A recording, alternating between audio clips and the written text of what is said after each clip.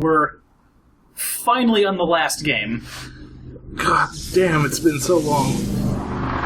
And luckily, I mean, we've been saying it now, but this is going to be a sharp increase in quality from the slog that was X7. And pretty much all the PlayStation 1 games. Yeah, so I guess since we're doing this now, this isn't exactly the order that the game plays things out, but we trimmed it all together to make sure that it was nice and presentable. I think the way I rank this is generally like my 4th place game. So it's basically like the Super Nintendo games in order, so X1, 2, and 3. Then 8, then like... The PlayStation games? I think 5, 6, 4, 7? I think. And then, I mean, the Game Boy games can kind of get interlaced in there, but it doesn't really matter that much. Out of the main original 8, that's, I think, more or less my preferential order. So I'm glad now that we've worked through this whole middle section that, like, I don't hate or do, depending on the game, and now we're back somewhere that I, like, really enjoy overall. It's not perfect, obviously, it's in 4th place, so it's not the best game ever, but I really enjoy X8. I think I've said it already once before, but I think this is the proper modernization of an X game. And I'm excited to go through this with you. I've gone out of my way to have a good run-through for this Hunter version, so hopefully it's gonna be entertaining for everybody to watch, too. Hopefully.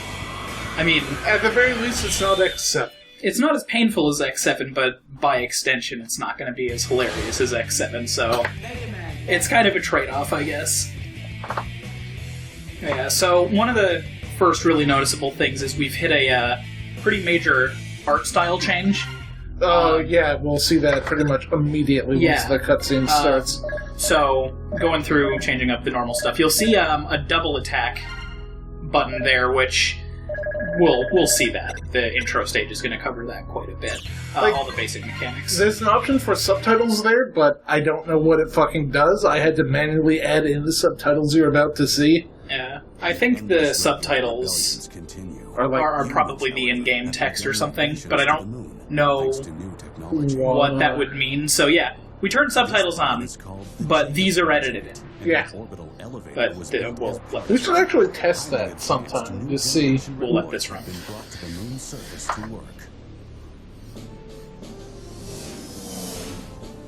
Now that we've talked over that whole intro text, and now nobody is actually talking anymore. Yes.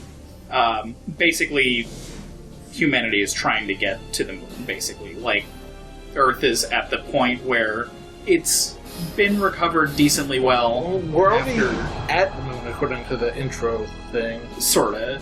Like, it's... Or in the next plot dump, it's like, no, yeah, we've been sending dudes to the moon for construction, so we're there, we're just trying to get further out. Well, yeah, we're obviously there. I'm talking about the colonization aspect of it. I wasn't saying that we'd never gone to space before. Obviously, that is not the case.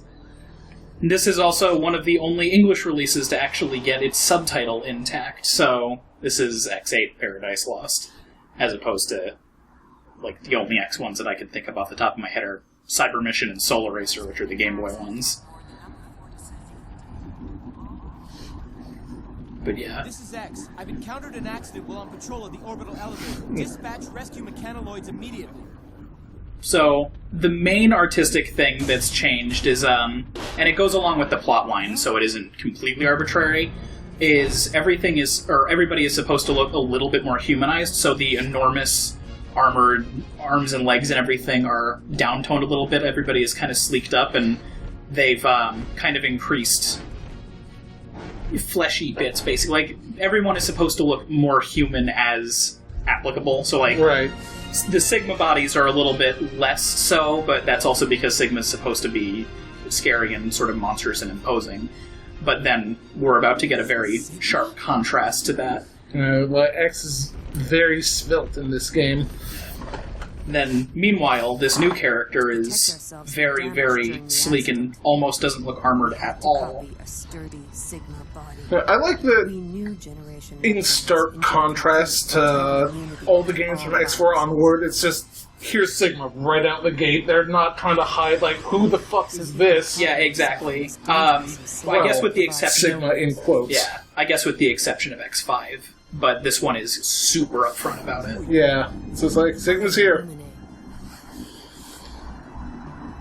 I'm the director in charge of the elevator and of the Jacob project. So, this is our new character. This is Lumine.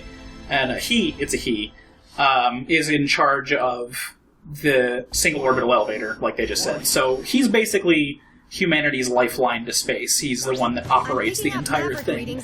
And he is a new generation Reploid. Like Axel. Well, so Sort of. So new generation Reploids were all those things that duplicated Sigma's body in that crash to survive. They're all new generation Reploids too, and that's kind of the crux of the storyline of this one is the new generation Reploids are a thing and how they kind of play into everything. Obviously, without spoiling anything going forward, we'll see more of them. Right. They have Axel's copy ability. Axel is basically the very first prototype of new gens. So he isn't technically a new generation, but he's the bridge between old generations, which are, you know, like Cygnus and Sigma and Aelia and all them. So, we now have multiple tiers of that. Better watch out, X. Now, I might just steal your spotlight. I'm wondering if that was in the original Japanese script, or if that was the localizer being having a little bit of fun with it. What?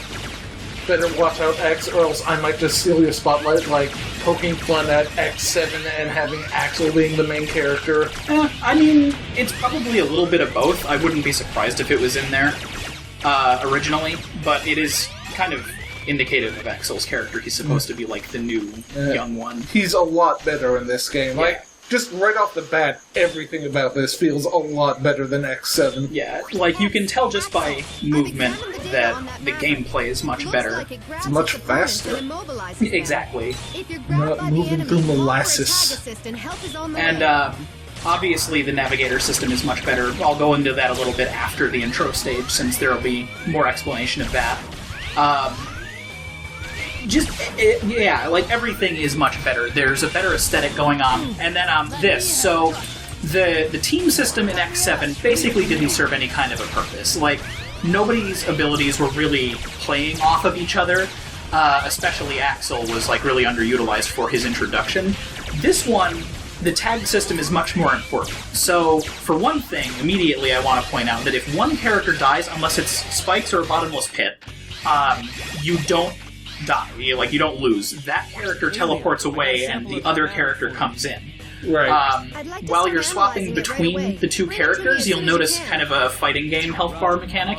So if someone takes light damage, they'll have a red health bar instead of like their standard yellow-green coloration. Yeah, the green. That will recover when they're in reserve. So you can kind of balance out damage and tank accordingly and things like that. And then, like we saw against the Intrusion Crabs Y just then, you can be captured by certain things in this game. Certain attacks will hold characters in place.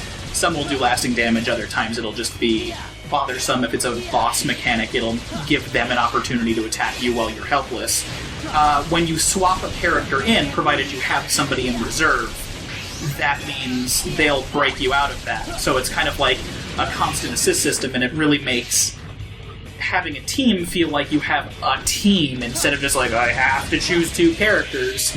And Axel has had some major gameplay changes this time around. So, rather than Axel basically just being X, again, without a charge shot, but with some hovering, he's more like Base in certain classic games, wherein obviously you can see he's got rapid fire. When he's firing, that'll stop his forward movement. You can use that in conjunction with his hover, which is now a proper double jump. You have to hit jump to get into the air and then hold it after that again. So tap, tap, hold.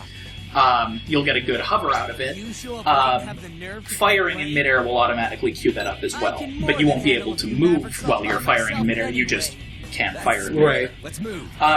We now also have a full voice cast that feels not terrible. And it's not just the quality of it, the writing is also much better now too, where Zero kind of almost ribs him a little bit.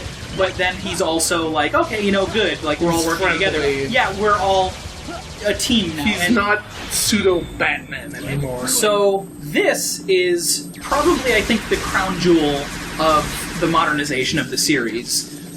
You'll notice the sort of like jewel-shaped thing over to the left of the two health bars connecting the two characters. That is the double attack gauge, and what I just did was the double attack.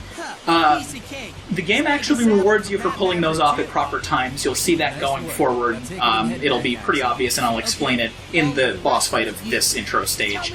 But it is a screen clearing move. You need to make contact with that sort of wireframe bubble that you saw come out. Right.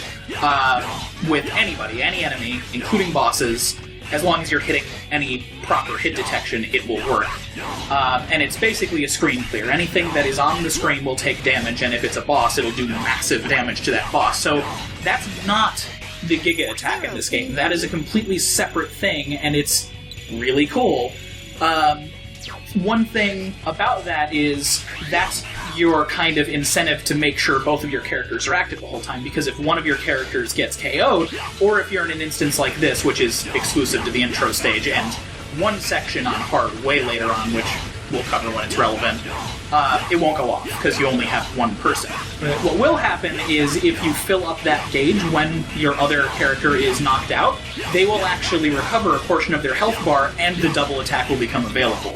So, while you might not be able to execute it right away, you actually have means of reviving your other character from what is essentially the dead, which is extremely nice, and has actually saved me in certain boss fights.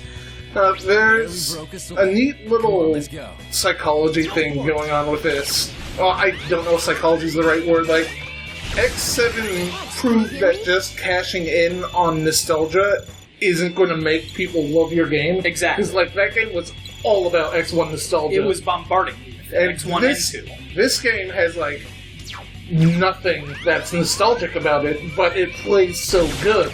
That it's just an instant, like, okay, well, this is the better game. It has nothing to do with... And I mean, technically, by virtue of having, X and 0 and some classic gameplay revision, that in and of itself is enough nostalgia to get you through it, and everything else being new and enhanced and interesting really sells it as like, alright, this is our return to form, let's keep going with this, and then that's when they stop making X games, which is a bummer. I mean, not counting Maverick Hunter X, obviously, right. But that's a completely different situation.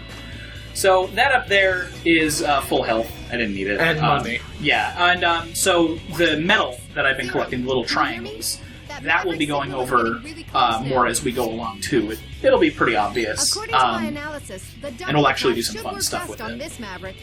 When the attack gauge is full, use the double attack. So, I really like the navigation system in this one. It is, like it was in 6, where you can opt in to get it, and it is based on trigger zones. Right. Unlike X6, she will say 2 lines. So, can you hear me, everyone, or can you hear me, X? Then there'll be a pause, another beep, this is Alia, or, whatever. And then after that, if you haven't picked up, that's it. Like, it's gone. Which is basically the game's way of saying, like, okay, you're either too busy or you don't care. Right. Which is really nice to have as something that you want, or an option for the player. And right now you're just grinding out all those power-ups. Right. So basically what's happening right now is I'm going to show off the double attack in a little bit more in depth.